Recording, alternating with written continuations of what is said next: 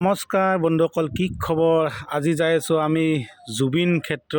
মানে সময় সুবিধা মিলা নাছিল।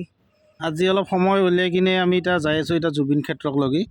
আৰু ইয়াত দেখা পাইছে আপোনালোকে, আমি পালোঁৱে আৰু সঁচাকৈ দেই, মানুহ আজিলৈকে কমা নাই। কাৰণ এয়াই হৈছে সহজ সৰল মানুহৰ, সত্য মানুহৰ চিন।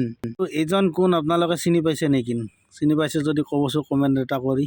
আৰু এটা কথা মোৰ মনত আহিছে, মানে জুবিন দা জীয়াই থাকোঁতে মানুহক যিমান শুশ্ৰূষা কৰিছিল আৰু তেখেতে নোহোৱা হোৱাৰ পিছতো বেছিকৈ শুশ্ৰূষা কৰিল নেকি? কাৰণ কিয়, এই দোকান কেইখনে প্ৰমাণ। এই দোকান কেইখনেতো ইয়াতে এনেকৈ ইনকাম কৰিব পৰা নাছিল না। তেওঁলোকৰ এটা ইনকামৰ পথ উলিয়াই দি গৈছে তেখেতে। চাওক লাগে, এই দোকান হৈ গৈছে ইয়াতে, আৰু প্ৰতিখন দোকানতে বিক্ৰী। আৰু এইজনে সেইজন আপোনালোকে কিজানি চিনি পাইছেই নিশ্চয়। আৰু এয়াই হৈছে আমাৰ জুবিন দাৰ সমাধি ক্ষেত্ৰ।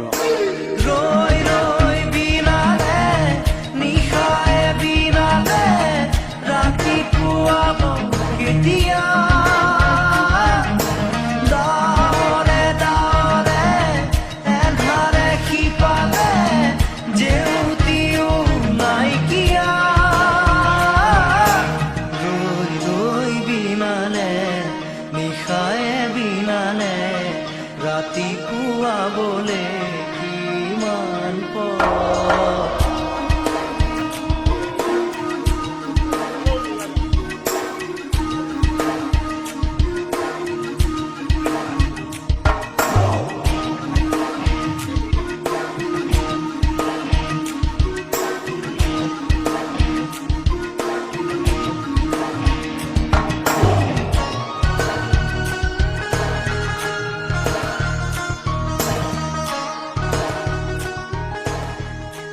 আৰু এয়া কি জানে না ৰাইজসকল, এয়া হৈছে জুবিনদাৰ প্ৰতি থকা মৰমত জ্বলোৱা চাকিবোৰ।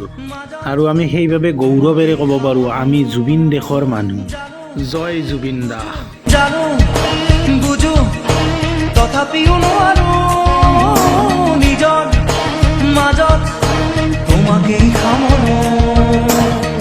সপোনত আজি হতবাকস্থ, জীৱনৰ পথ আজি নবীন বিৱৰণ। জীৱনৰ যাত্ৰা তোমাতেই